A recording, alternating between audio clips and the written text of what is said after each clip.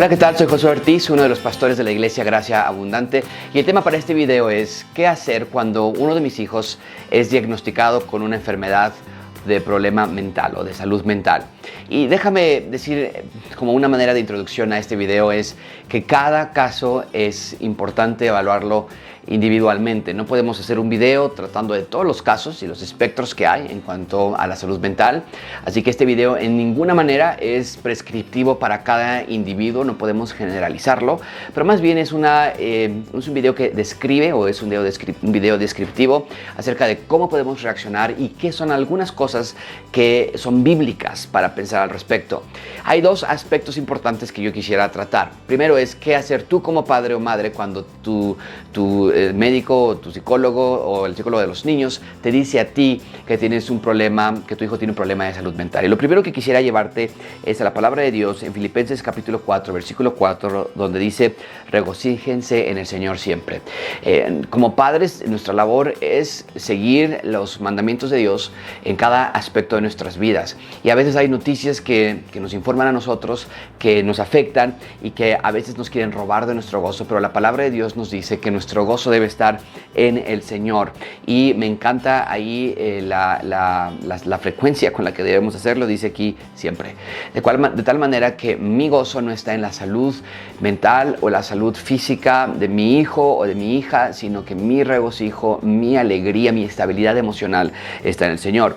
Pero después quiero llevarte al versículo 7 del mismo capítulo, donde dice: y la paz de Dios, que sobrepasa todo entendimiento, guardará sus corazones y sus mentes en Cristo Jesús. De tal modo que cuando nosotros pensamos en algunos eventos que creemos son insoportables, literalmente son imposibles de atravesar, nosotros podemos guardar nuestros corazones en la palabra de Dios y recordar que hay una clase de paz que sobrepasa cualquier clase de entendimiento, y descansar en estas promesas. Ahora, cuando eres informado de que tu hijo tiene un problema de salud mental, simplemente te quisiera dar unas cuantas recomendaciones. La primera es, nosotros leemos en la Biblia, particularmente en el libro de Génesis, que el ser humano ha caído en pecado. Tenemos ahora una naturaleza pecaminosa. De tal modo que nosotros vemos que las observaciones que nosotros hagamos en el comportamiento humano y los tratamientos que demos a algunas de nuestras conductas humanas van a ir manchadas de nuestra naturaleza pecaminosa. Es decir, un psicólogo, un psiquiatra, un doctor, tú mismo como papá vas a observar ciertas conductas en tus hijos, y si no tenemos la guía de la palabra de Dios, a veces vamos a dar opiniones y diagnósticos que van manchados de nuestra naturaleza pecaminosa. Y hay muchas maneras de observar un comportamiento humano a la luz de la palabra de Dios y también a la luz de nuestra propia filosofía humana sin la palabra de Dios. Y eso afecta en los diagnósticos, particularmente de salud mental.